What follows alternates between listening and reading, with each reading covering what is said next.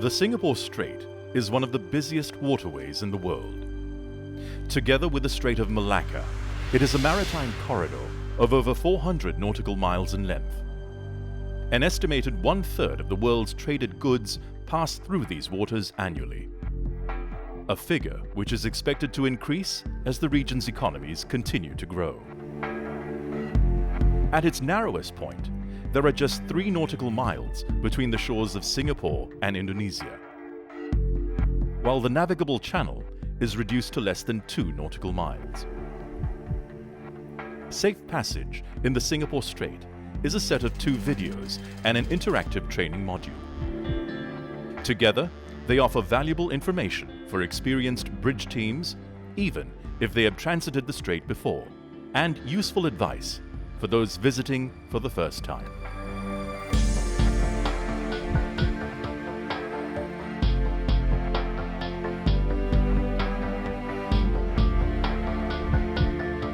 There are around 1,000 ship movements each day in the Singapore Strait.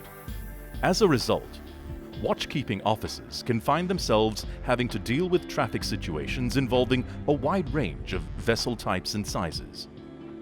This is especially challenging in poor visibility. So detailed voyage planning, good seamanship, and situational awareness are essential to safe navigation. The hydrographic data is regularly checked, so when calculating safety factors on depth and contour settings, make sure you have the most recent updates. There are strong tidal streams in the strait, which must be remembered, as these can make a big difference when crossing lanes or picking up a pilot.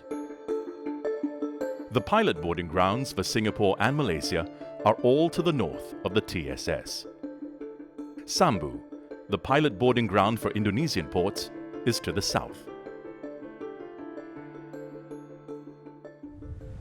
Navigation in the strait can be demanding, so everyone needs to be properly rested at the start. Traffic movement is always changing. Watchkeeping officers need to know their ship's position and maintain good situational awareness so that they can make appropriate navigational choices. It's important to have the right level of bridge personnel. Always follow your company's SMS. All vessels must proceed with caution. They need to maintain a speed consistent with safe navigation. As always, keep to your company's SMS, but it is strongly recommended to have the engine room manned throughout the transit. In addition to following all applicable rules of the road, officers are well advised to take a look at Rule 10 concerning navigation in a TSS.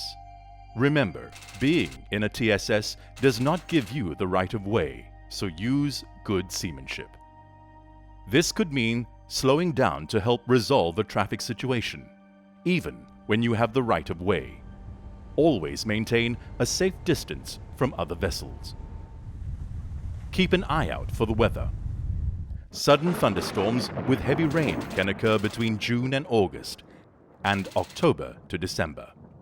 The visibility can become moderate or poor very quickly. Haze can also reduce visibility. Shipmasters are advised to keep a proper lookout and navigate with caution.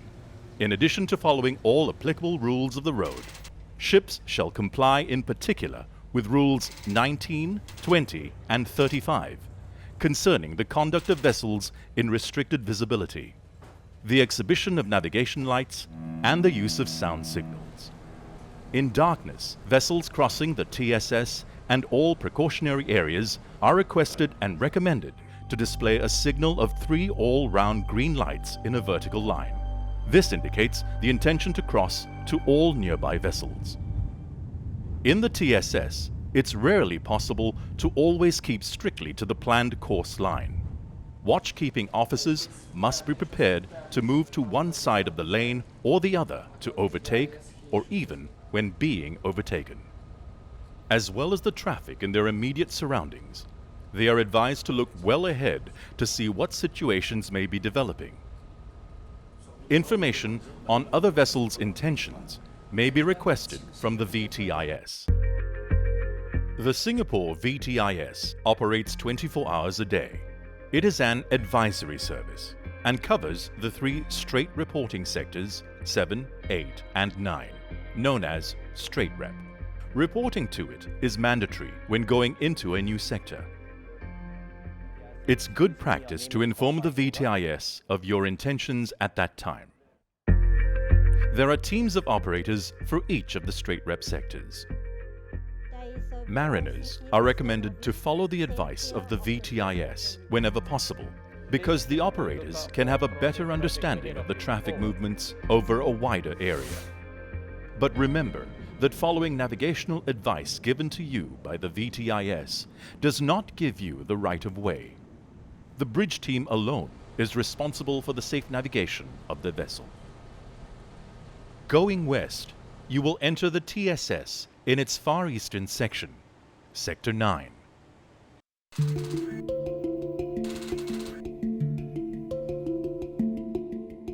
You may notice dense traffic approaching the outer limits of the TSS. It comes from north, south, and east, so you must exercise caution. As you pass the Horsburgh Light, it's mandatory to report in to VTIS on VHF Channel 10. If you are transiting, you will be asked for information, including your destination and whether you are carrying any dangerous goods. If you are, they will ask for details of IMO class and weights. You will not have to give this information again during your transit, as the VTIS pass it on from sector to sector. If you are going into the Port of Singapore, they will already have this information in the pre-arrival notification. There are 4 precautionary areas in the Singapore Strait where you may encounter a high density of crossing traffic. Westbound, the first precautionary area takes up about half of Sector 9. It can be very busy with crossing traffic, especially near the entrance of the East Johor Strait. But usually, there is sufficient sea room to deal with any situations arising. There may be many tugs and tows, but mostly in daylight hours, starting at around 6:30. You will see fast ferries crossing throughout the strait. They rarely cause problems, but you must keep a proper lookout for any risk of collision. As you approach the pilot boarding grounds to the north of the lane, beware of vessels picking up or dropping off a pilot for both Singapore and the Malaysian ports. This may involve sudden large changes in speed. Checking the AIS information of nearby vessels may warn of their intentions, but never rely solely on AIS for collision avoidance. Remember that not all ships are fitted with AIS, and even if they are, it may be switched off, or the information provided may be incomplete or incorrect. Also, avoid using VHF for collision avoidance. This can lead to confusion and hinder transmission of important VTIS information. Always comply with the call regs. Never become complacent. Always keep your eyes open. Avoid making a guess at a nearby ship's intentions. On leaving the first precautionary area, check your position to be certain that you are still in the westbound lane.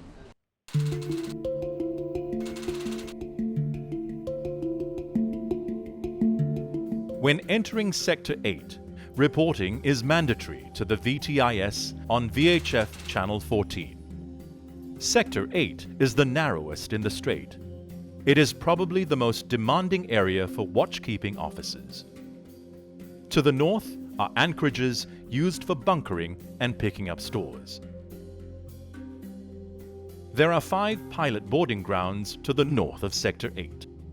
Be aware that eastbound vessels will start crossing to reach them. If you are going into the Port of Singapore, make sure your own pilot boarding ground is in your AIS as your destination. The movement of Singapore pilots is managed from a central control room, where everything possible is done to ensure that pilots get to their booked ETA on time. It is a separate organization from the VTIS. A tracking system means that delays are very rare, but with over 500 pilot assignments per day, delays do sometimes happen. You must contact the pilot service 2 hours before your ETA to confirm the booking on VHF Channel 20. You can expect to find vessels waiting near the boarding grounds, especially around the eastern boarding grounds Charlie and Bravo. Vessels are advised to calculate and adjust their speeds in the hours before arrival to avoid having to wait near a boarding ground and cause congestion. When approaching the boarding grounds, it is strongly recommended that they should do so at a safe speed, following all applicable rules of the road. In particular, the separation distance and factors listed in Rule 6, such as the state of visibility, available sea room, and traffic density, among others. Only one vessel will be scheduled to arrive at Bravo and Charlie at any one time, and the next vessel will be scheduled at an interval of not less than 15 minutes later. Vessels arriving too early may have to wait, maintaining a minimum separation distance of 1 nautical mile from the vessel ahead. Information on vessels proceeding to these boarding grounds will be provided by the VTIS. Westbound vessels should approach their boarding ground on the starboard side of the channel.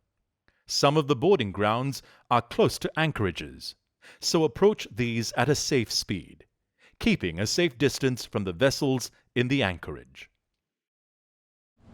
Allow enough time and sea room when picking up a pilot. On larger vessels, it may take 10 minutes for the pilot to board, reach the bridge, and finish the master-pilot exchange. So ensure that there is sufficient time for that to be completed safely. The boarding arrangements must exactly follow international standards. The pilot's safety is the first concern. There are 2 precautionary areas in Sector 8 where many vessels leaving port are expected to cross the traffic lane. Pilot Eastern Boarding Ground Alpha is mostly used by container vessels for picking up pilots or as directed by the port master. Further west is the Pilot Southern Boarding Ground, used by passenger ships or as directed by the port master. In this area, there are many ships dropping off pilots, in particular container ships from terminals such as Pasir Panjang. As they have the right of way, they come straight into the TSS, heading for the eastbound or westbound traffic lane. At night, these vessels may be obscured by the background lights of Singapore. Pay attention to the VHF to hear VTIS traffic information about nearby vessels. There may be a lot of crossing traffic, including ferries and tugs with barges, especially soon after dawn. Carefully assess the situation before you overtake. Immediately after the entrance to the Jong Fairway, note the slight course alteration to port. Distant oncoming traffic in the eastbound lane may seem to be intending to cross ahead of own ship, but they will alter course to starboard as they approach. Also, be aware that VLCCs in the eastbound lane may cross the westbound lane here, heading for the Shell single buoy mooring to the north of the TSS.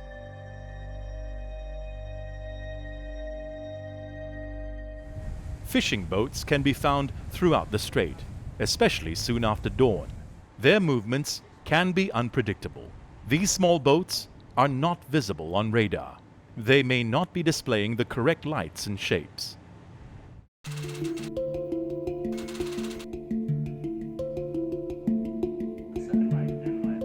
Report in to VTIS on VHF Channel 73 as you enter Sector 7. The westbound lane of the TSS is wider than in Sector 8, so generally the traffic is light. There's a wheelover position immediately inside Sector 7, near the Raffles Lighthouse. Beware of converging traffic and ensure you start early enough, as there is shallow water outside the channel. There are 2 pilot boarding grounds at the western port limit of Singapore, Alpha and Bravo. There is also one in Malaysian waters, Tanjung Pelepas. Look out for crossing traffic and vessels slowing down to pick up pilots. The area adjacent to Western Pilot Boarding Ground Alpha is often busy with ship-to-ship transfers and vessels at anchor. There is a final precautionary area which may have crossing traffic entering and leaving the West Johor Strait. If you are going to the port of Tanjung Pelepas, their pilot center is on VHF channel 64. You are leaving Sector 7, report channel 88, have a good watch. VTIS West, out. Once you leave Sector 7 and enter Sector 6, please inform the Singapore VTIS that you have completed your transit and report to Johor VTS on channel 88. You are now in the Malacca Strait.